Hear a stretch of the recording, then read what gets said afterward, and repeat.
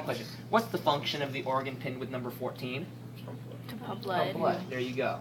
If you can't do that, yes, you deserve to fail my class, okay, or not get the extra credit, because it is basic gross anatomy. Plus, it allows me to show you some of the neat things about some of these organs. So we'll just go ahead and use this cat. If you guys want to dissect it, so first of all, this is Peppy.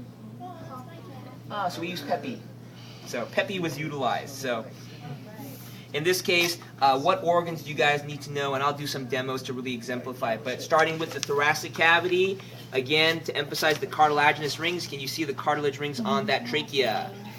And again, grab gloves, dissect your own cats if you want to, but you can really appreciate how rigid that tube is because of all that supporting cartilage, okay? We pulled away the esophagus, which is behind it, but the esophagus is right here. Again, it's a collapsed tube because it's got no reinforcing cartilage, only surrounded by muscle, so unless it's filled with food, it's not going to be blown up, okay?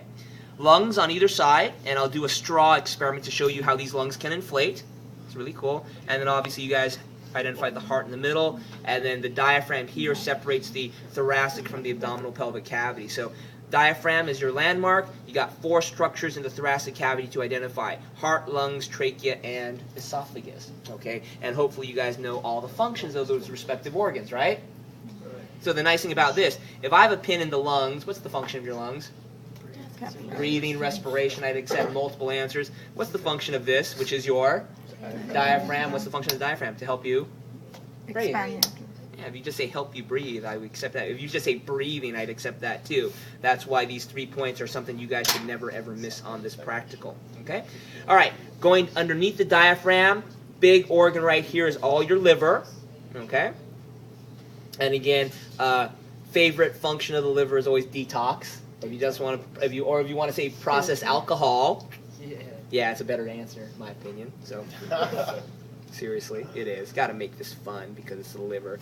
But oh, by the way, but actually, this thing is, how many of you guys like to eat liver? Oh, the liver's prepared right, and we're not talking whole liver like this. Oh, my wife makes the best liver in the world. Oh, great, great, great, great livers. Oh no, if it's prepared right, Joel. Oh. I could eat it. You can eat it? Do I avoid it? Yes. But does it have a weird flavor to it? Yes. Very different from Duck very liver. distinct. Oh, duck liver like mousse or pate or I've tried duck.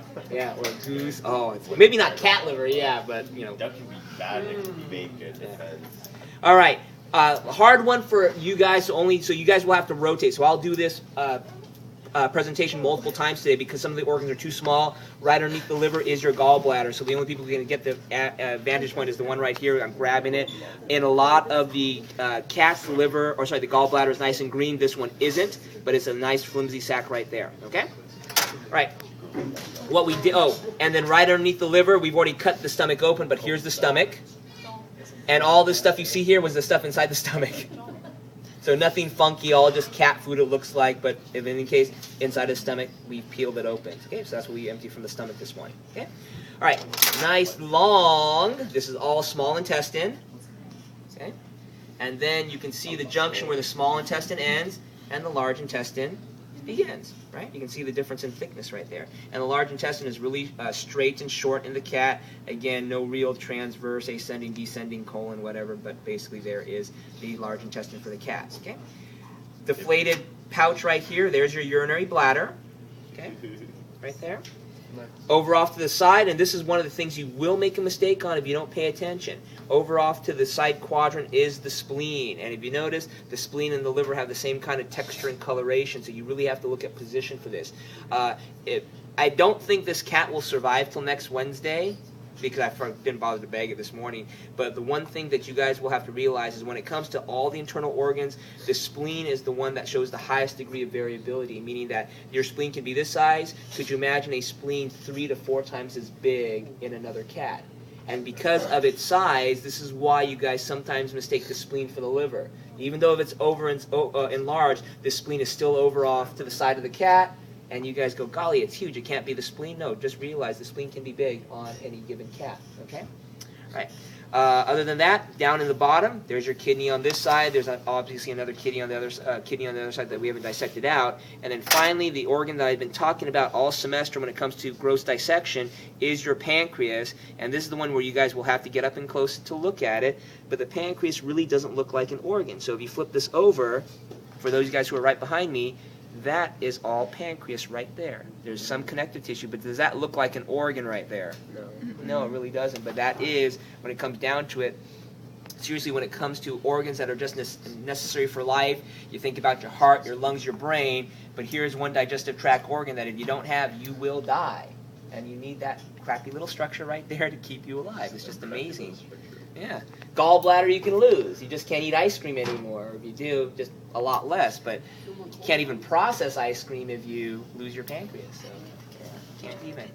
So it is one of those organs, critical, but seriously, from a gross anatomical perspective, it doesn't look like a whole lot, right? It doesn't really look like a whole lot. But there you go. So basically, you have roughly 14 organs to know, but all the words that I just spit out right now, you've all heard before. And it's all simply, pin's going to be in there, identify the organ. Small, large intestines, bladder, kidney, stomach, gallbladder, spleen, pancreas, diaphragm, lungs, heart, trachea, and esophagus. Okay? And the one thing I love to do to wrap this up is I can do this.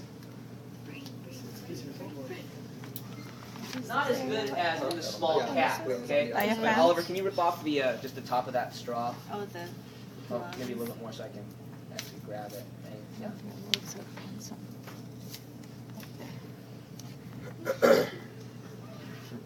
Don't breathe in. Yeah, no.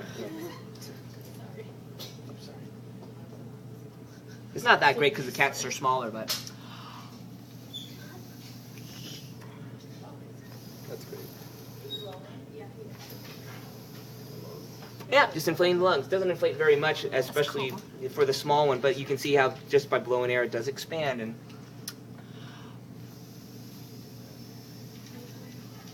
wish I can pop them, but I can't. So, but anyway, that basically just their lungs.